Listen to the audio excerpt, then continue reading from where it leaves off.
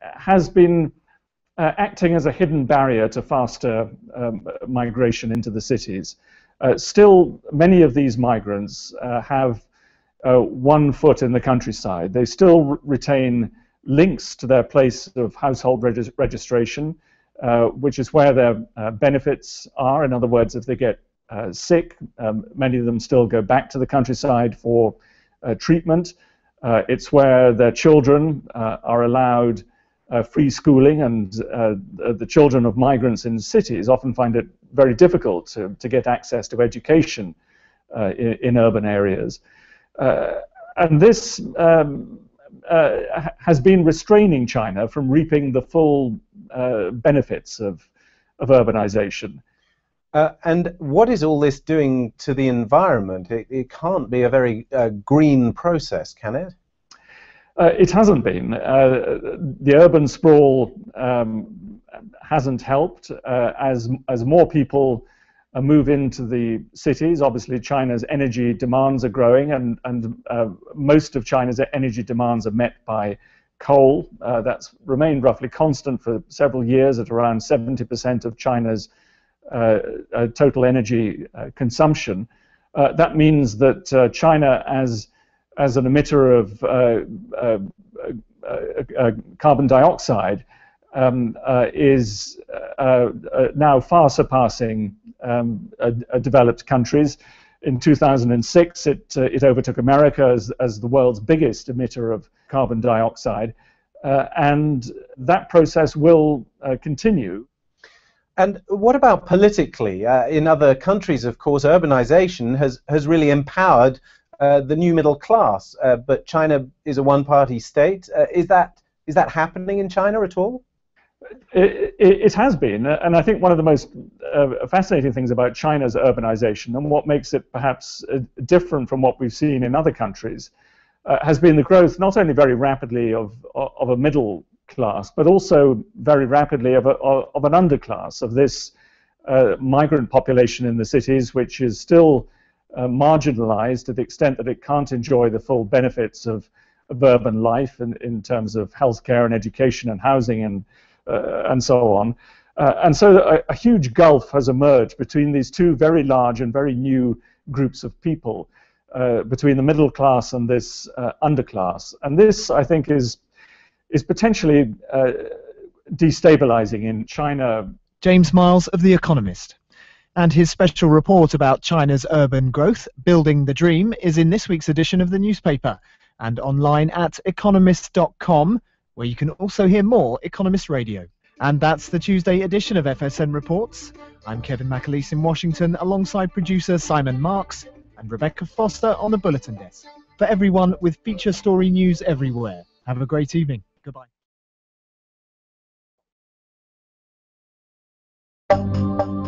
The Labor Forum is brought to you each week by your Teamster friends and neighbors. The Teamsters have over a century of experience in enriching and protecting the rights of workers nationwide, and they continue to build on that proud legacy every day. With 1.4 million members, 30% of whom are women, Teamsters can be found in almost every major industry. They're the hard-working men and women whose jobs have always helped keep America strong, while providing the goods and services that keep the country running smoothly. Want more information? www.teamster.org.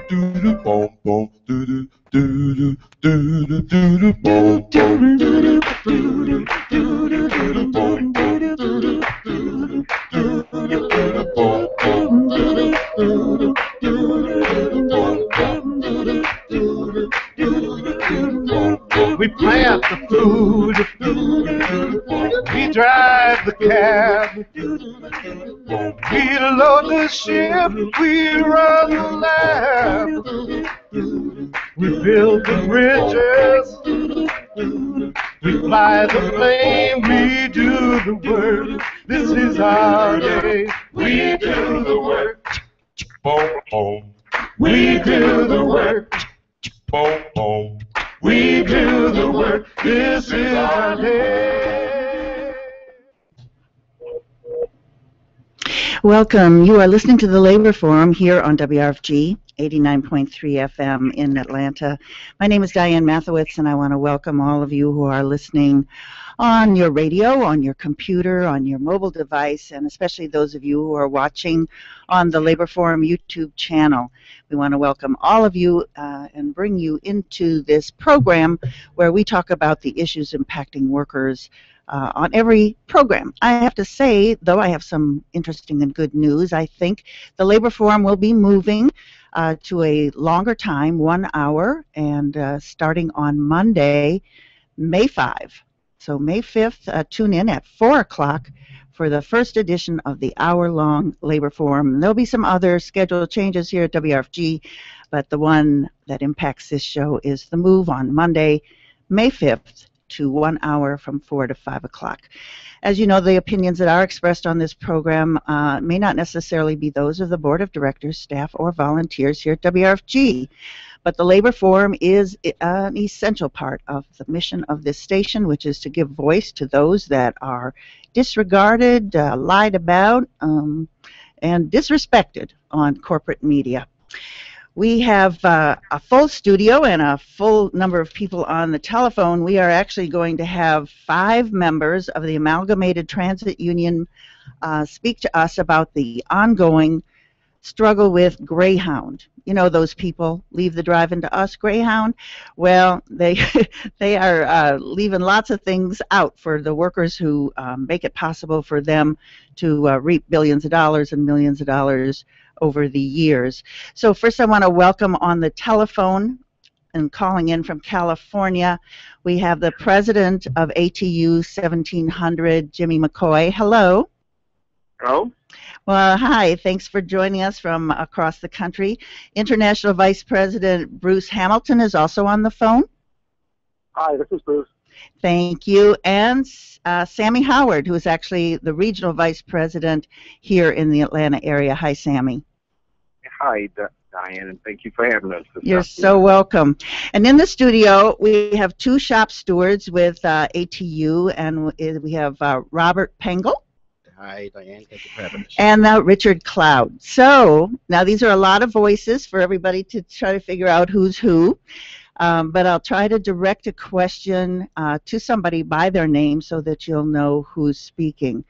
Now, the reason we're having this program in particular is because there is a national campaign about the contract difficulties, and that's a very kind word, difficulties, that the Amalgamated Transit workers are having with the Greyhound bus company. So I want to start first with President McCoy, if you wouldn't mind going ahead and giving our listeners some background as to what it is that's going on that has prompted you to have a National Day of Action this coming Saturday. Yeah, hello again. This is Jimmy McCoy. Atlanta Terminal, we negotiated a contract there 4 years ago, and it expired March of last year, and we've been trying to get a contract negotiated since then. And Greyhound has made it very difficult and really has refused to bargain a decent contract for the employees there at the terminal.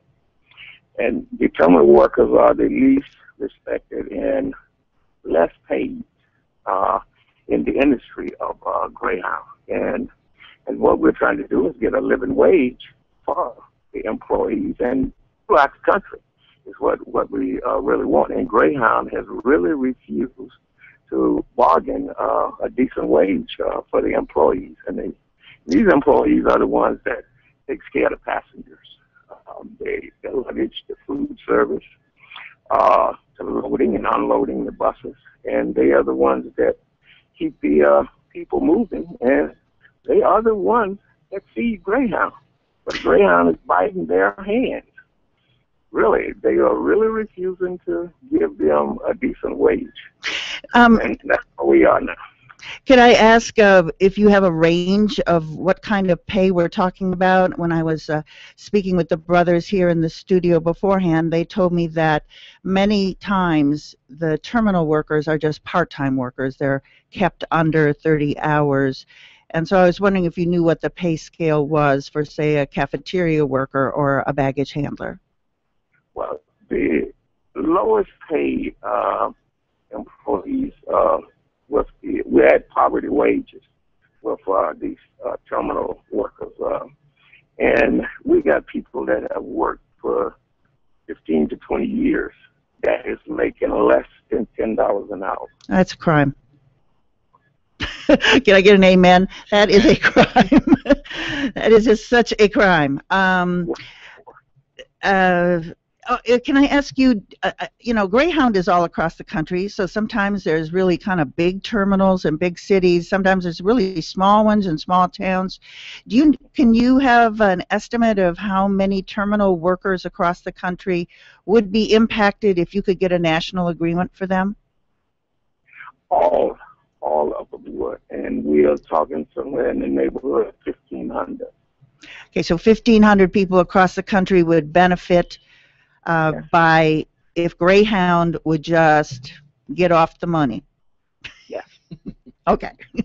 I'm going to move on, if I can, to International Vice President Bruce Hamilton.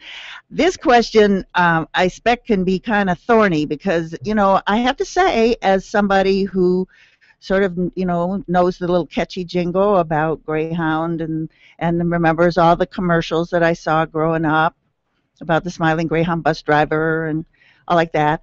I'm a little shocked because I read some of the material that was sent to me about the long, I would actually say bloody, history of labor relations between the ATU and workers who want a union and this Greyhound Corporation. So if you could just provide a little of that, because I am sure most of the listeners have never heard this either. Yeah, sure. I'm a Greyhound bus driver myself, been driving for Greyhound for 40 years. I'm on union leave and working with the ATU International now. And the whole history of workers and confronting the bosses at Greyhound has been one of struggle, as you just pointed out. And Greyhound has, right now, they're celebrating their 100th anniversary as a business. They say they started out in 1914. And so we're trying to take this opportunity to try and educate the public on some of the things that you won't hear from the company on their 100th anniversary. And among those things are unfair labor practice charges that go back to the very first unfair labor practice charge ever filed when the National Labor Relations Act was first enacted was against Greyhound because it refused to recognize ATU as a bargaining unit. And it's gone on, and we've had many fights. We've had periods when we have made some progress at the company, but this is a company, as you say, that's been very bloody. They have murdered our members on the picket line just for being out on strike. They've put us out on strike and locked us out and really cut back service to the public, as well as cutting wages and benefits for workers. And in the case of the terminal workers, we used to have all the terminal workers in the country in our contract, the same contract as the drivers and the mechanics and everybody else. But Greyhound has pulled the meanest, dirtiest tricks you can imagine to get rid of them. They changed, they tried to say that at one point that none of the terminals were owned by Greyhound anymore, but they suddenly became commission agencies. And in truth, they just passed the manager for Greyhound just became the quote marks owner of a company that everybody worked for, and the following day they came to work at half their wages and with no benefits. They abrogated the union contract by doing that. Forced us into a position in Atlanta. We listened to the workers, and they really wanted very badly to be represented, and they organized themselves into a union, and we got a deal with this new company, the supposed company that then we had a contract there for a while, and then Greyhound played another dirty trick and took it all back in-house and got rid of that union contract. So we had to work with the workers again to get another contract. So it's just been a terrible game that they've played with them. They are, as Jimmy said, they're the least respected and the most underpaid workers at Greyhound, and they lost their pensions, they lost their health care, and their wages are extremely low. So that's what we're trying to fix with this, and we're trying to get a message out to the public of the dark side of Greyhound for its 100-year anniversary. So I just want to mention this because as I said, I have this information that I got on the internet, and it mentions you actually mentioned the word murder. And what happened was that a strikebreaker in, let's see, this year, I can't find it right now, 1983, a worker was killed in Zanesville, Ohio, and then another scab driver killed another worker in Redding, California. So this is very serious. I mean, lots of times people look at labor history, and May Day is coming up, and we can recall these workers that are killed. The Ludlow Massacre anniversary just occurred a couple days ago, and we think, oh, this all happens, 100 years ago, 150 years ago, where workers who go out on strike have rallies, protest their conditions, actually get killed and shot and get killed in some way. But this is within, this is within people's lifetime right now, 83 and 1990, where workers were killed just trying to get a better wage and decent working conditions and respect. Can I ask, were these two people who ran these workers down, were they ever prosecuted? They were not. It's just amazing. And right now, of course, any little accident that drivers get into, the company charges them, and all kinds of things happen. But these two individual drivers who were, as you said, replacement scabs that were working for the company when we were out on strike, just ran over and killed our members on the picket line. And they were never prosecuted. They were continued their employment with the company. That's just another indication of the kind of company that Greyhound really is. I want to thank you both in California for participating in this first half of this program. Listeners, you have been hearing the voice of Jimmy McCoy, who is International President of ATU, and Bruce Hamilton, who's an International Vice President. I'm going to just verbally give you a little PSA, and then we're going to go into what's happening here in Atlanta with our two guests that are in the studio.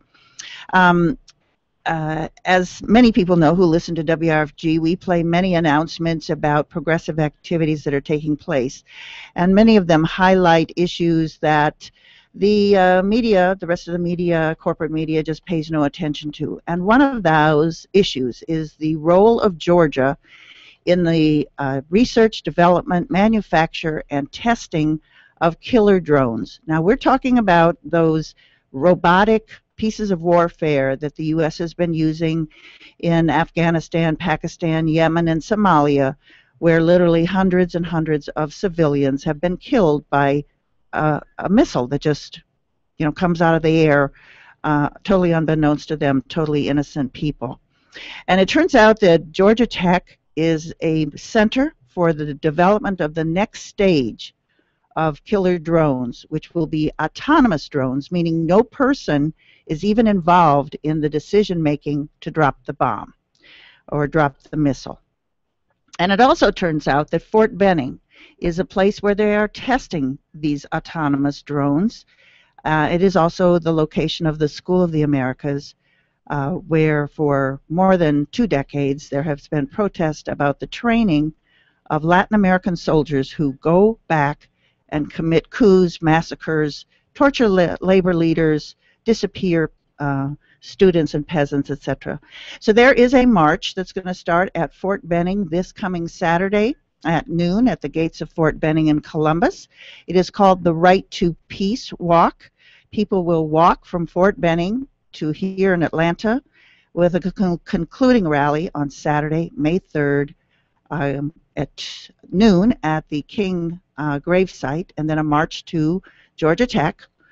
So the information, if you are interested in participating, or you're just curious and want to know more about Georgia's role in the future of robotic warfare, is www.georgiapeace.org.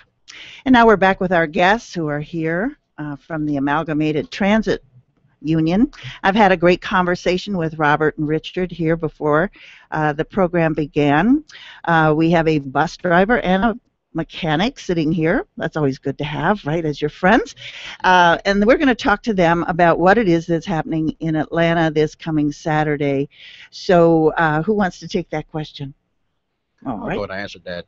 Diane, thank you for having us once again. You're welcome. This Saturday, April 26th at 11 o'clock, we will have a rally in Atlanta trying to make or bring awareness of the conditions of terminal employees in Atlanta, and we will like to have a voice out there, and that's why we're here to actually to use this forum to try to educate people of the struggle with the Atlanta terminal people.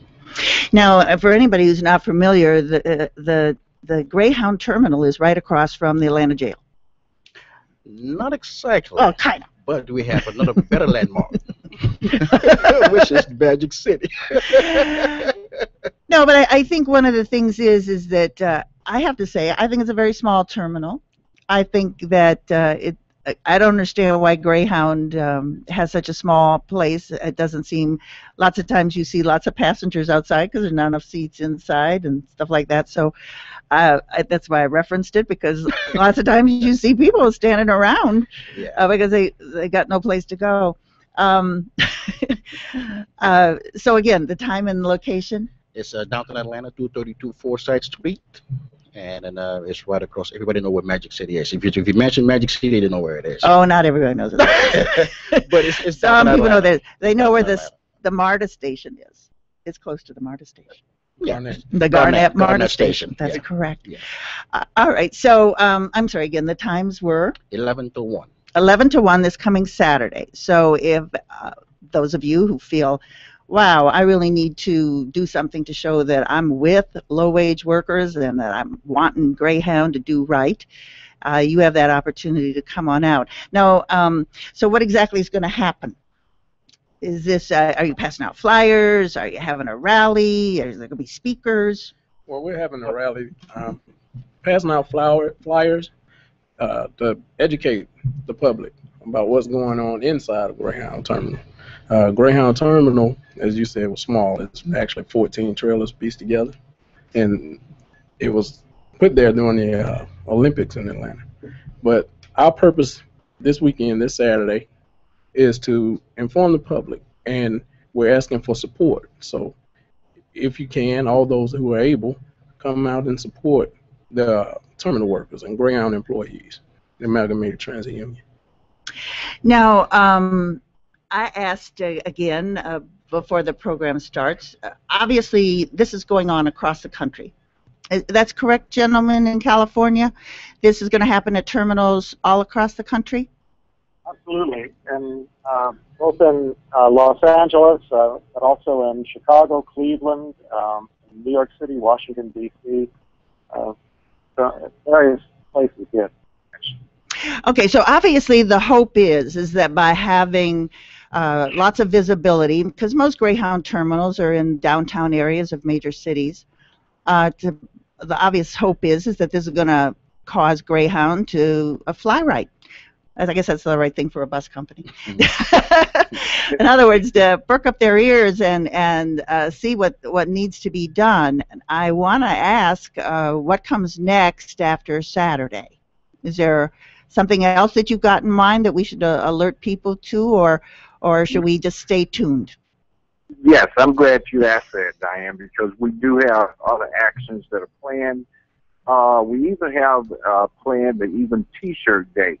And one of the things that we're going to do on T-shirt day, Diane, is that we're going to be giving out T-shirts Saturday at the rally, and we're going to be asking people to sign and agreeing to wear them. But the idea is to show the terminal people support. So we're asking them maybe on a Thursday to wear the shirt inside the terminal, just walk through the terminal with their shirt on so that the people will see that they got support, and that the management and Greyhound will also see that brought out in the open. People can see that they're using bad tactics with this contract drive.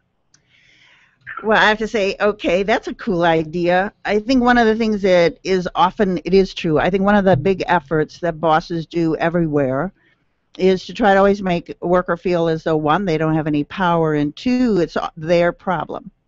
That somehow, whatever the reason they don't have a higher wage or they get mistreated is because of something they personally did or not doing. And I think one of the things that all of the efforts here at the Labor Forum are to do exactly what you just said, which is to show every worker in every job, everywhere, that they are not alone and that, in fact, solidarity is our greatest strength and our greatest weapon to achieve what is rightfully ours. So, again, I want to ask, oh, wow, this is such a big issue because the whole transit, all the transportation issues that have come up, whether people are using airplanes, whether they're using trains, whether they're using buses, is a question. I really do believe that there is a right to decent transportation. And I think it should always be affordable, and I think the workers who provide the service should be highly paid because they have everybody's lives in their hands. It always strikes me as interesting about how when there's some crisis and a bus driver, just like the school bus drivers here in Atlanta, you know, they do their job well, and then they're called heroes. And then the very next minute, who's ever the boss is trying to cut them out of unemployment, cut their wages, whatever. So you can be heroes one day, but then the next day, you're zero.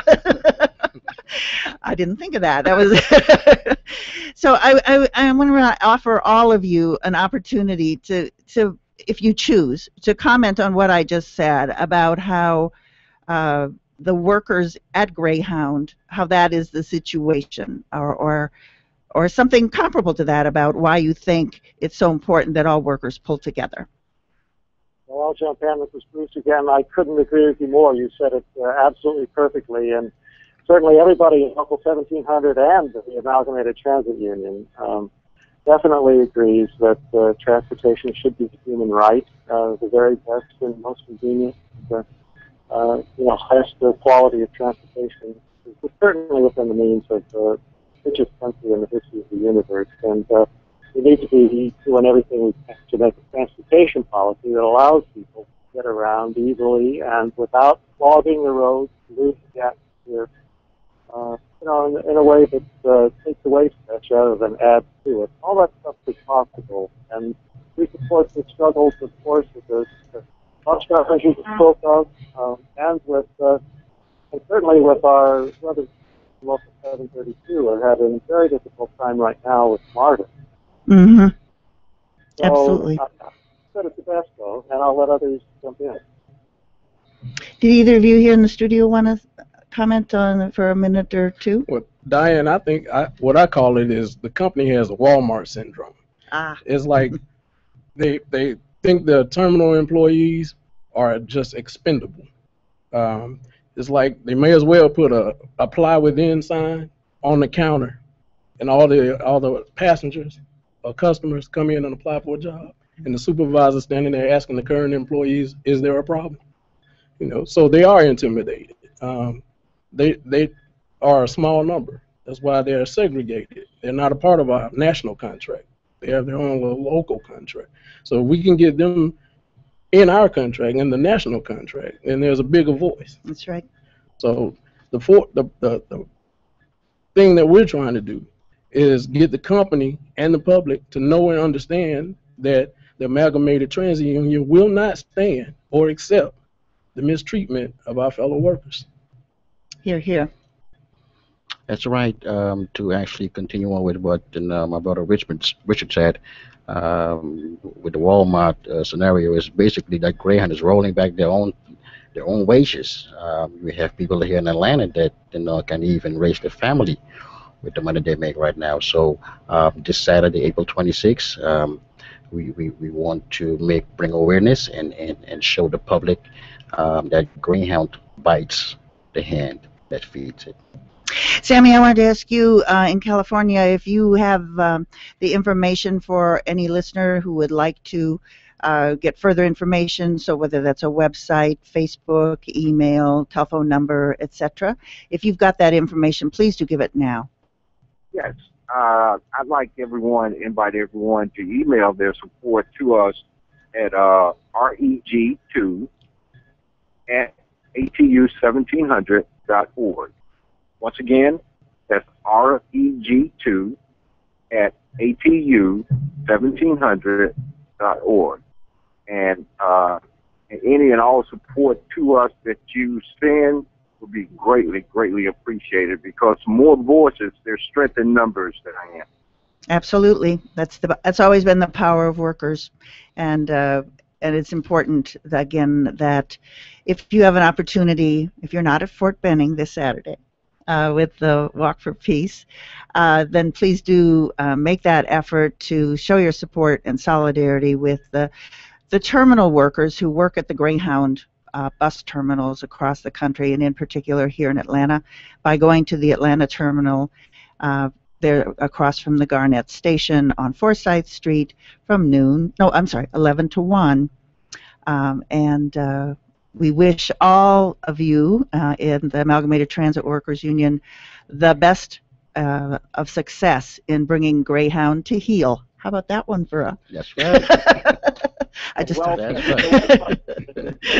right.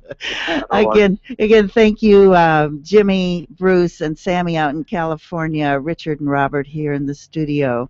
I also want to remind everyone that last week we had members of the Postal Workers Union on. You know, this is an attack on the workers across the country or across the world.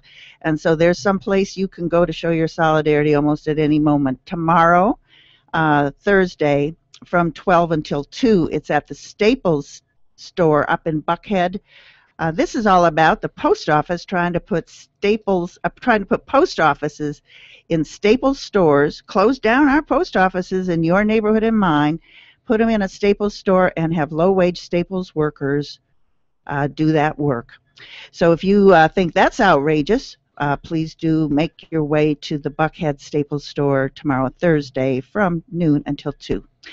And as I said, starting May 5th, the Labor Forum will be an hour long on Monday from 4 to 5. But next week, we're still Tuesday and Wednesday, 4:30 to 5:30. It's Diane Mathewith signing off for now. Bye-bye.